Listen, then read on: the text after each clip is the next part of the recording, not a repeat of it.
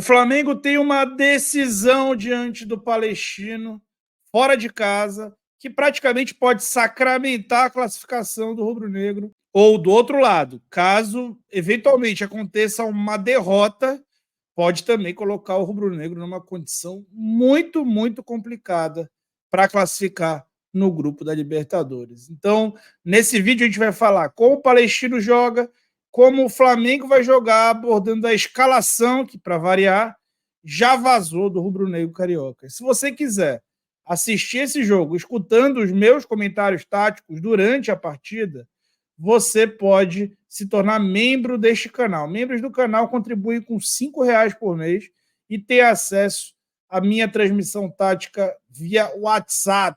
O canal via WhatsApp exclusivo aos membros para fazer comentários táticos durante todos os jogos do Flamengo, tá bom? Então, chega de papo e vem comigo falar sobre tática sem tatiquês. Essa análise pré-jogo é a que mais dá trabalho, porque faz a gente estudar o time adversário. Só que ela fica pouquíssimo tempo no ar antes de vencer, antes do conteúdo ficar obsoleto. Então, me ajuda para que o máximo de pessoas possa ver esse conteúdo dentro do tempo antes de começar esse jogo, deixando o teu like. Deixa o teu like para a gente poder não trabalhar à toa aqui, para pouca gente ver um vídeo que deu muito trabalho, tá bom? Então vamos para campo. O Palestino teve algumas mudanças, mas as dinâmicas continuam a mesma. A mudança são de jogadores. O Linares, por exemplo, atualmente tem ficado na reserva, mas é um time que sai bastante longo, buscando a referência no centroavante. O Sosa, que é esse jogador aí, que inclusive jogou o primeiro jogo contra o Flamengo, ele está lesionado, se lesionou com certa gravidade e não vai jogar essa partida. De todo modo, o seu substituto também é um jogador dessa mesma característica. É um time bastante rústico, que joga num 4-3-3 bastante típico e padrão, o time do Palestino. Uma curiosidade é que, além de utilizarem a bola longa para referência, utilizam bastante a bola longa no espaço, para esses pontas quando atacam o espaço, especialmente depois que o centroavante baixa para fazer essa referência. O curioso é que é um time que busca a superioridade numérica pelos lados do campo e é um time meio incomum para os dias atuais. Por quê? Porque ele não pensa o jogo no corredor lateral pensando no entrelinhas. Ele pensa sempre o jogo na profundidade. Então o Carrasco é um ponta direito destro. E do outro lado, também tem um ponta esquerdo canhoto. E aqui nesse lance a gente vê uma triangulação pelo lado e esse jogo acontecendo a partir da profundidade, né? Então, os pontas do Flamengo vão ser exigidos muito nas suas dobras e vão ter que acompanhar bastante até o final. Um outro ponto é que o lance talvez que eu mais odeio no futebol é o latereio. Mas eles têm um latereio coordenado, que tal? Existe uma dinâmica de um dos jogadores atacar ali os jogadores que vão ocupando espaço nas costas dos jogadores que vão lutar pelo cabeceio, e aí essa bola sobrar uma segunda bola para um jogador que fica mais ou menos na marca do pênalti. Aconteceram algumas repetições dessa jogada, então o Flamengo tem que estar ligado nos latereios. Que fase! Mais recentemente, esse time teve a entrada no time do Joe Abrigo, né? O Dávila, camisa 10 do time, era o craque, e o Joe Abrigo ganhou muito espaço, jogou bem no Maracanã, inclusive. E ele tem entrado como esse médio pelo lado direito no 4-3-3, apesar de ser canhoto. E se associado com o destro e com o lateral direito. Mais um detalhe dele é que ele tanto apoia essas construções formando esses triângulos, como ele sempre fica ligado nos espaços vazios para se posicionar como um homem livre. E qualquer segundo de posse de bola no pé dele vai gerar um lance diferente. Ele é um jogador diferente, de qualidade. Ele busca passe vertical ali contra ângulos fora do comum.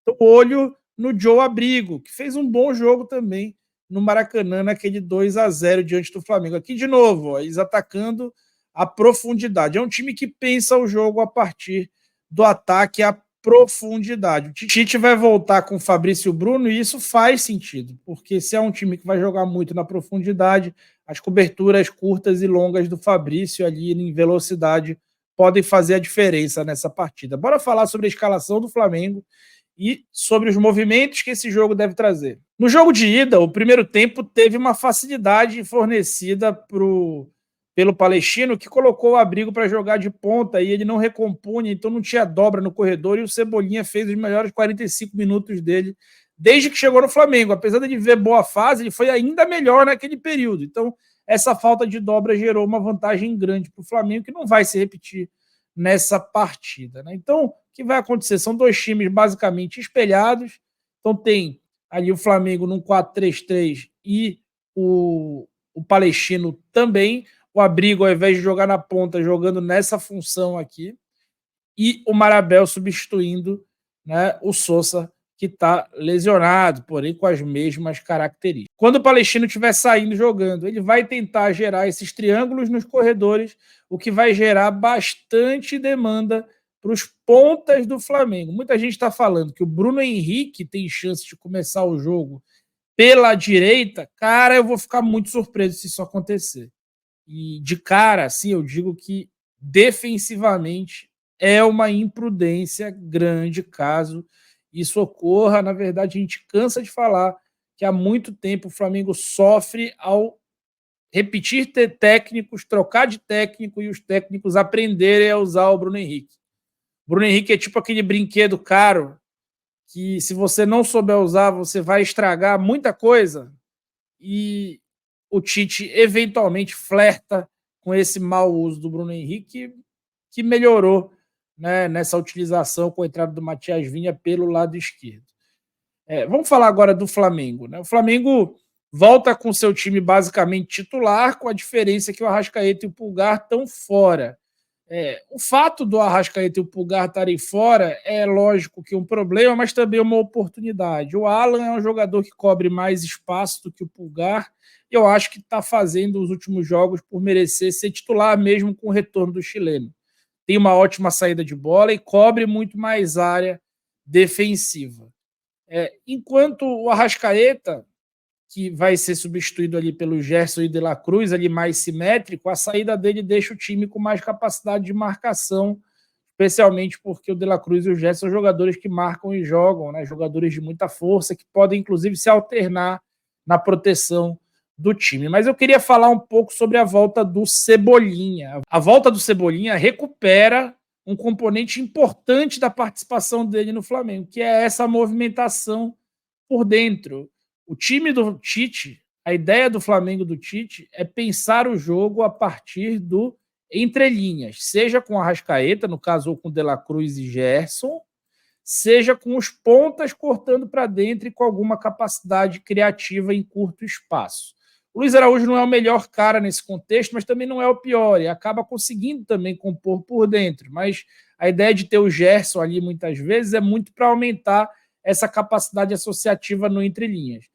Enquanto o Cebolinha é um dos principais jogadores do time na temporada e é um cara que cria muita chance a partir desse entrelinhas. Ele cria muita jogada vertical. A entrada dele para a zona de meio de campo, além de arrastar o lateral, abre um espaço vazio que pode ser atacado pelo Vinha ou pode ser atacado pelo próprio Gerson. Digamos que o Gerson ataque, o Vinha vai ter o contexto que ele mais prefere, que é essa ultrapassagem por dentro, esse ataque ao meio espaço, que é esse espaço entre a ponta, o corredor lateral, e o corredor central, para poder progredir, entrar na área. Fiz um vídeo sobre o Vinha no dia de ontem e recomendo que você assista. Mas voltando a falar sobre o Cebolinha, a gente olha, cara, que ele é um cara que cria muito mais chances do que o Bruno Henrique. 1,5 chances criadas contra 0,75. Passe-chave, quase o triplo. Dribles, ele, além de ter uma acurácia melhor no drible, ele dribla 50%, mais de 50% a mais do que o Bruno Henrique. Então ele é um cara de espaço curto, ele é mais adequado ao estilo do Tite e mais adequado para fazer o time construir mais jogadas. O Flamengo deve crescer na construção de jogadas quando tiver o Cebolinha e o Arrascaeta juntos de novo. Mas nessa partida a gente já deve ver um lado esquerdo com mais associação. Mas agora a gente vai falar do lado direito. O lado direito pode ganhar um componente de força que muitas vezes não tem quando o Varela está em campo. É isso mesmo, o Wesley parece que vai ser mantido, mesmo com o uruguaio estando à disposição. O Wesley veio de uma ótima partida, né, contra o Bragantino, embora, digamos assim, que ele flerte com mais fases e que não andou se ajudando muito também. Mas, assim, eu sempre falei do potencial do Wesley, ele é visto pelo scout internacional há muitos anos com bons olhos. Ele precisa enxergar e respeitar mais o próprio potencial que tem. Não sei como é que anda de cabeça, mas é fato que ele é um cara de muita força, que tem no cruzamento seu grande defeito, mas defensivamente ele não é tão ruim quanto as pessoas acham, não.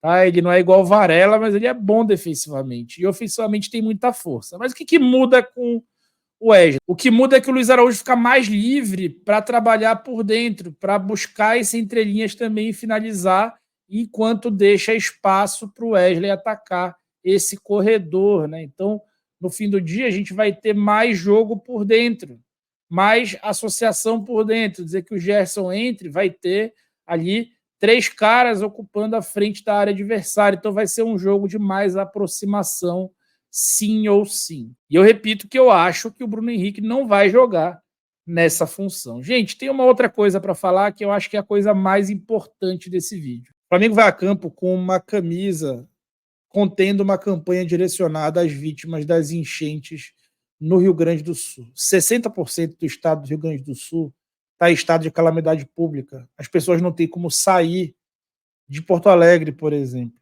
Essa crise humanitária que vive o estado, ela, inclusive, ela chega num nível que ela atinge absolutamente todos.